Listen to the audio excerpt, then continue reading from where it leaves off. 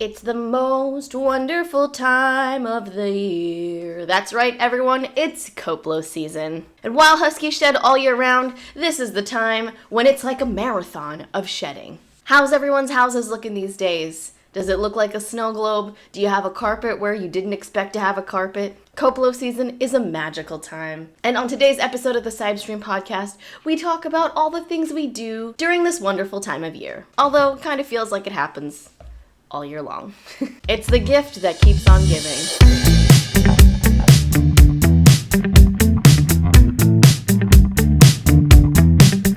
Welcome to the Sibe-Stream Podcast, where we talk about all things Siberian Husky. I'm Camille from Meeler Husky, and I live in Southern California with my two Siberian Huskies, Phoenix and Gryphon. And I'm Steve. I'm a musher from Ontario, Canada, and I live here with my three Siberian Huskies, Loki, Sasha, and Izzy. Steve, it's that time of year again. It is official. Well, I don't know if it's official. I mean, Huskies shed all year round, right? But, this is when it's, Firmageddon. Firmageddon, yes. Coat blow season and tumbleweed season, or whatever season you want to call it. It's the season when our dogs poof out, and it's just their hair.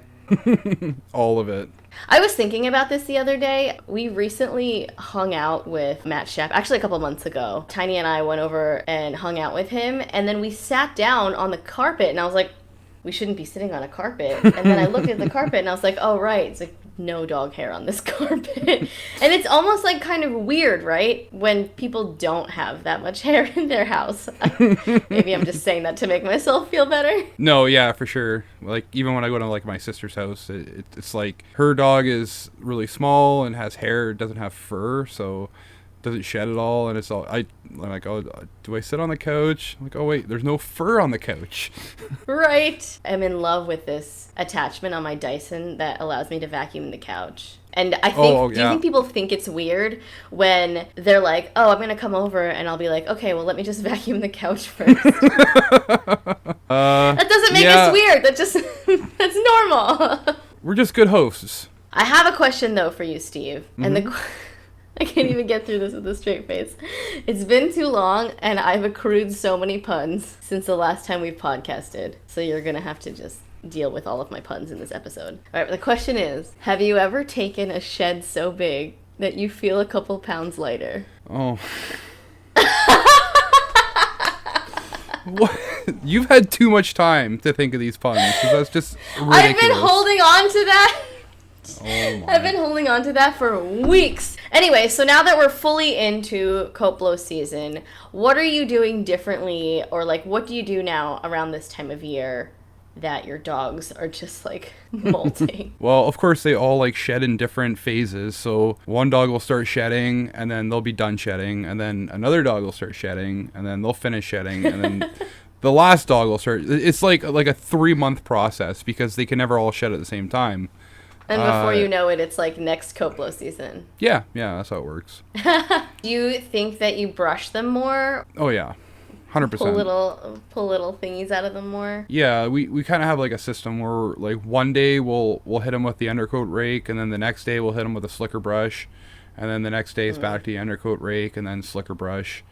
And sometimes we'll do the undercoat rake and then the slicker brush after, and it's always just maintenance. I don't know how you feel. People are always saying to me that I don't know how you deal with all the hair, and part of it is kind of relaxing. I'll sit down on the floor with the dogs, and I'll just sit there and brush them, and it's nice to just not be thinking about anything else but brushing dogs. See, but your dogs will let you brush them. Yes. My dogs will tolerate it for a period of time, 5 to 10 minutes, and then after that, they're done with it. They don't want to be brushed anymore. I mean, I guess that maybe that's a misconception, too, because, 5 to 10 minutes a day isn't really a bad deal. You'll still get something, right, if you do it every single day. It's not always exactly 5 to 10 minutes. Sometimes they'll let us do it for longer, and if we get them nice and tired first, they'll let us do a good long brush, because they're just too tired to care. They do eventually get sick of it no matter what. That's true. Mine get really huffy. They're just all right, that's enough. I think you hit on a couple good topics, though, because, one, not every dog sheds at exactly the same time, right? So you have 3. They all do it at different times. I have 2. They all do it at different times, and, with varying degrees of severity. I don't know. Maybe it's because Phoenix is older. She used to have a lot of hair coming out during coat blow, or maybe it's because we moved from the East Coast where the weather was different, but like here, it's basically non-existent for her. She's just like, well, I'll shed a little bit and then like, I'm good. But Gryphon it's like almost obnoxious, like how much of the percentage of fur in my house is her versus Phoenix. Loki will like do these massive molts where like you just pull chunks of, it's insane. You pull these chunks of fur out of them, and it's like, okay. And then the next day you pull chunks out, and it's like, where is this coming from? I just got it all out yesterday. It always feels like you're done, right? Yeah. He looks good. There's no tufts anywhere. It's like, all right, you're good for a couple days, and then the next day you do it again. It's like, where, like, I got just as much out this time. Izzy's really small, and she sheds the least. I think it's just because her hair is like shorter. I think it comes out on its own. I think that's why like all the hair all over the house is hers, and she just naturally gets rid of it. We still brush her, but it doesn't come out in the volumes it does for Loki. And then Sasha's the early one. Sasha's always shedding in like January, and I don't know why, but she's always shedding really early. Typical. She'll have like a really solid week where like you'll get a good amount of hair out of her, and then she's good until the next time. Oh, well, that's nice of her. Does it always start in the same spot? Because I noticed for Phoenix, it always just started at her butt and then moved up her body. And Gryphon, she starts it like a mohawk. She's like down the middle and then like down the sides. Yeah, it's always the butt and the hindquarters. I've seen a couple TikToks, actually, speaking of tufts, where they're like, it's so satisfying to just like pull them out of your dog. Yeah. Do you ever just like, as they're walking by, you're just like, wait! Yeah, I just did that. You brought props to the podcast. I actually have a giant ball in the living room on the floor where I was just pulling tufts out of Gryphon's butt. You don't throw it out right away? I don't. Well, okay, sometimes I'll roll it up into a ball and then I'll throw it out right away. Sometimes I just really like sucking it up with the vacuum. Is that weird? I just like being like, I have a Dyson! And it just... Whoa! What was that? Why? I don't know why that's so satisfying to just be like, I have the power. There's no option 3 here? I guess the question is like, what do you do with all the fur that they generate? Well, in my case, what I have to do, and I'll tell you why I have to do it, is once you get one dog done, you get all the fur, you make a big ball, and then you put it aside. And if you're going to do another dog, then you do that dog, but you keep that fur really close to you. I'll tell you why in a second. And then you do all the dogs, you get this big ball of fur, and you put it in the trash. Because here's what happens if you don't. The dogs will eat it. They will eat their own fur. Somehow thinking that maybe it'll come back. Don't ask. No idea. Because Husky. Ew. Because of Husky. Yeah, but then you'll find it in their poo later. No. Yes. What, are they trying to be difficult? Yes. Have you ever seen those videos of like little kids like blowing dandelions, and then like sometimes they just like, I think one of them tries to eat it, like it's like a baby or something? Dandelions are like the willow weeds. It's dandelion. It's like the ones where you and then they like go everywhere. You're now getting very technical. And that wasn't my point. Okay. Well, that's kind of what I do. I know. My point was, at some point when Tiny was like at the age where he picked everything up and put it in his mouth, he found a tumbleweed on the ground and straight up just went straight into his mouth. And we were all like, no! And of course he figured it out himself, like, that's disgusting. And then never did it again. So, I mean, I guess I could get the whole point where the dogs try to eat it. You could get a dandelion salad. You could get a dandelion. People do that. Somehow we're on the topic of dandelions. Reel it in, Camille. Reel it in. Back to my question of what people do with the dog hair. Dog hair sweaters. Weird or sweet? It would be sweet. Here's the problem, is that you have to spin the wool. You can't just like take the hair and then immediately make a sweater out of it. It has to be spun. Right. And that's and there's very people that do labor-intensive. There is.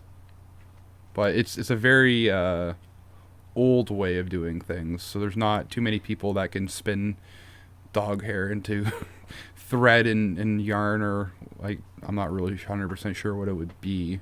Like, it's not wool. Is it only called wool if it's sheep? I think it's only if it's sheep. So then maybe we could call it like woof. Woof. Bork. I just made that up on the So the question is, would you wear a sweater made of your dog's fur? Yeah. It would be the warmest sweater you would ever own. They would clean it first before they spin it. It's not going to just be like butt fur.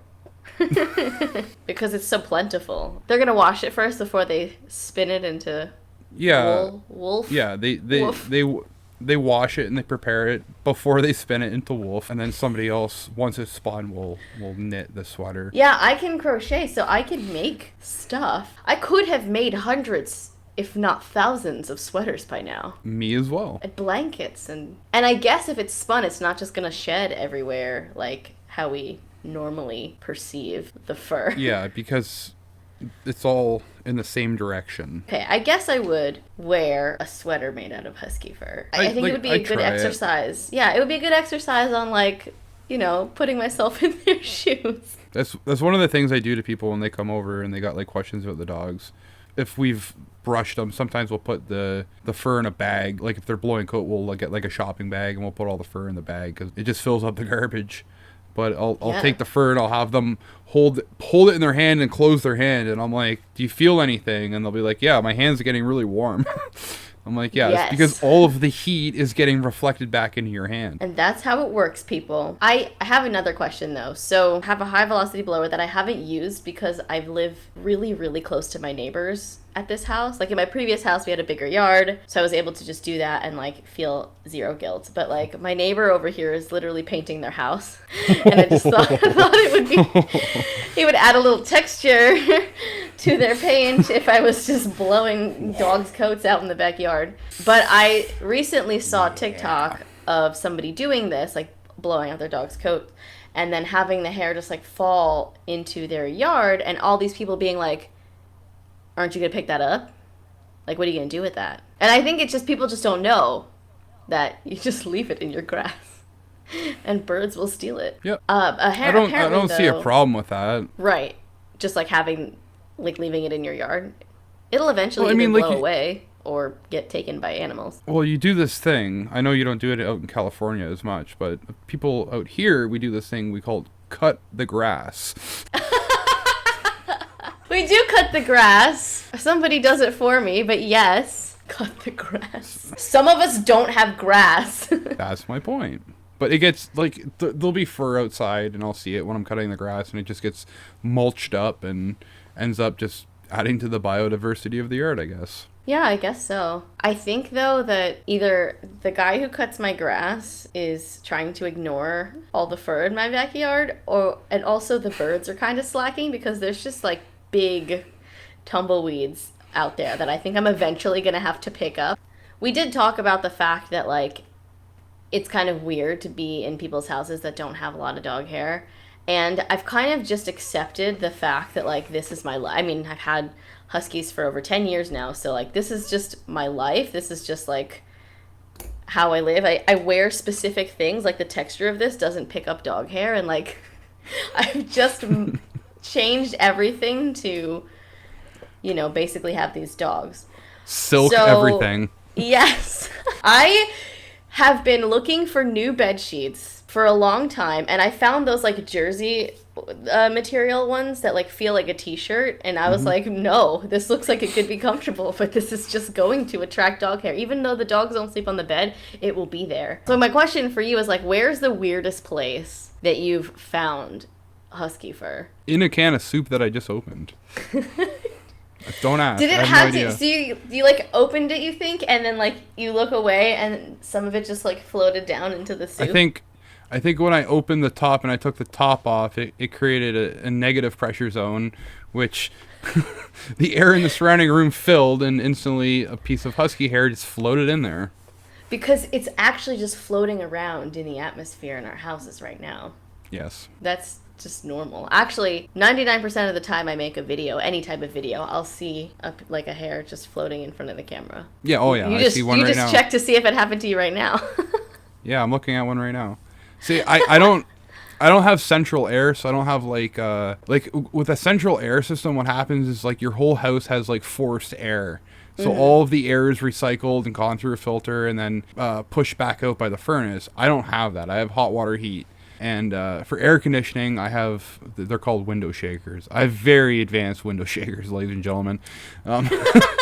Ladies and gentlemen. Well, for a good reason, too. I could control them from my phone. I could see what's going on. Like, if I'm at work and the dogs are in bed, I could check the temperature and make sure they're nice and cool and comfortable.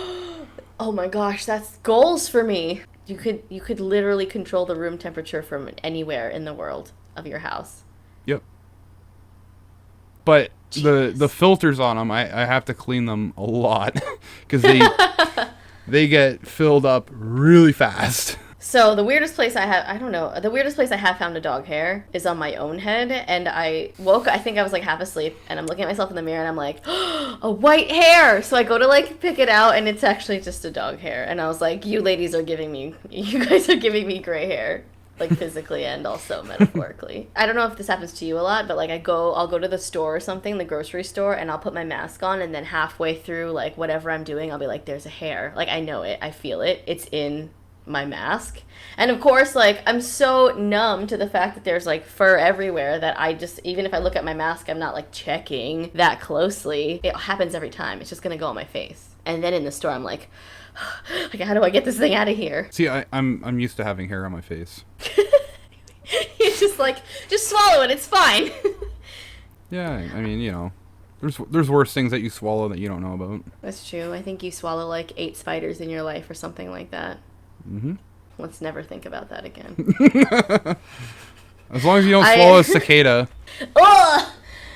I do not envy you. Cicadas are weird. I saw a lot of these things like floating around on Facebook that are like, don't let your dogs eat cicadas, they're toxic. I don't know if is that true? I don't actually know. I don't think it is, but like anything, oxygen is toxic in high enough doses. True. Like anything in a high enough amount is toxic. First off though, like dogs, why? Why would you eat a cicada? Those things are disgusting. Oh, do you know what a June bug is? Is it? No. Is it same thing? No. They're not the same thing. A June bug is like a beetle.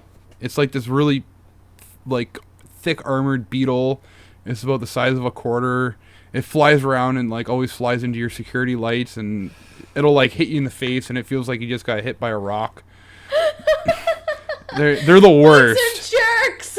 They're the worst, June bugs. The dogs will eat them, but they don't eat them. They just like to crunch them, and then they drop them, and they're like, do something. They'll like paw at it, like, do something now. And like, they stop moving because, Obviously, they've been impaled by a dog's tooth. And then they're just like, the dogs are just like, oh, this isn't fun anymore. I'm sure if they were to eat enough cicadas, they could potentially be poisoned, and it'd be bad. One cicada, I'm not sure if it would be an issue. Ew. I wouldn't feed your dog cicadas. Why? Yeah, make that disclaimer.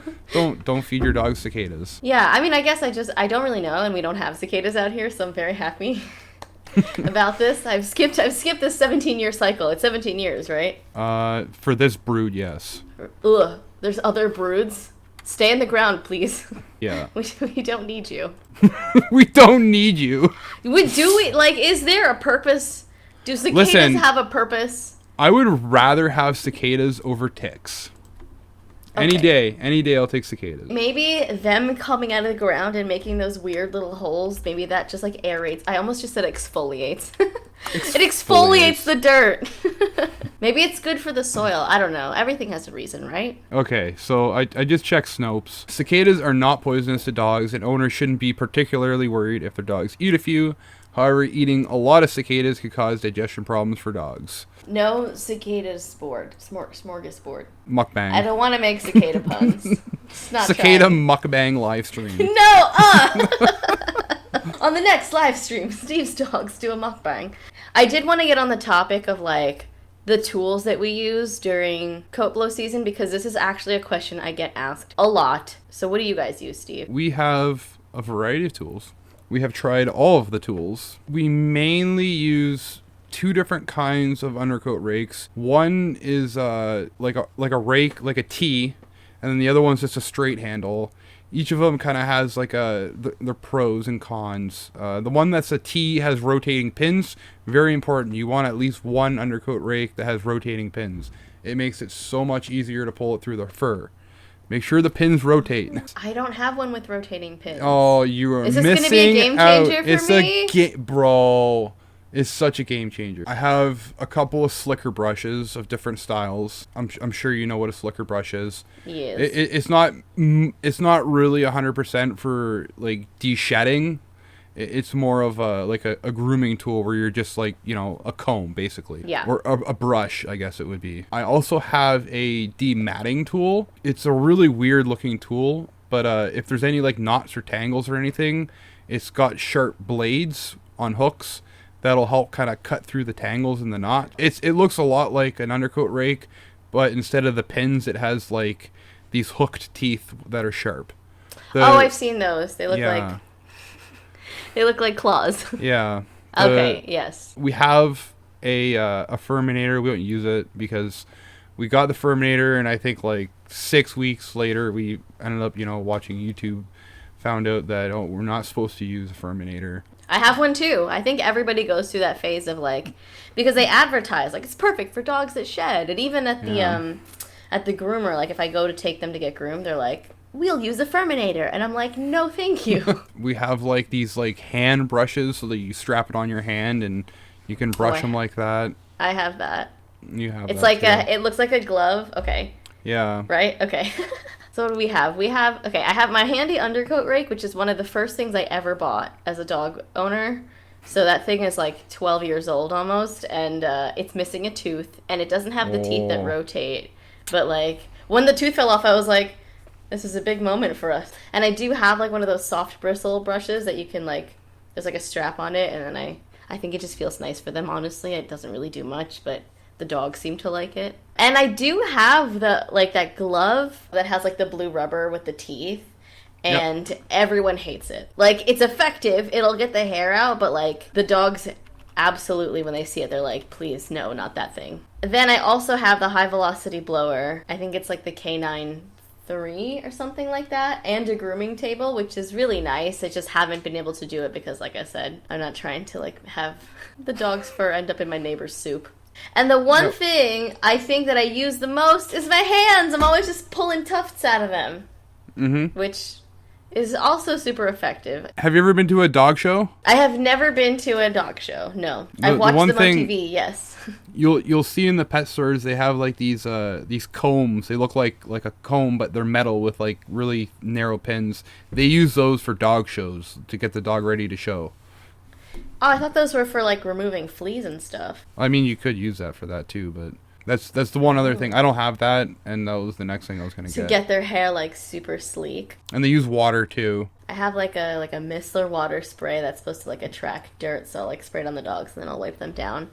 And then like a dry shampoo. But everybody gets very confused when they smell like something nice. You know, Phoenix's idea of treating herself, and, you know, spa day is rolling around in a cat turd, so. Treat yourself. Treat yourself. Roll around in a turd today. I don't know if this is really for awareness or it's just for like camaraderie in the Husky world or the double-coated dog world, but like during coat blow season, I thought it would be fun to kind of like celebrate it and like commemorate it with celebratory hashtags. So I've come up with a couple hashtags that I wanted to test out here and see if people could get behind every coat blow season when you post pictures. Here come the puns. Oh, no, God. So the first one is, you know me. The first one is hashtag shed happens, which is probably one of my favorites. It's just like, you know, that's life. Shed happens.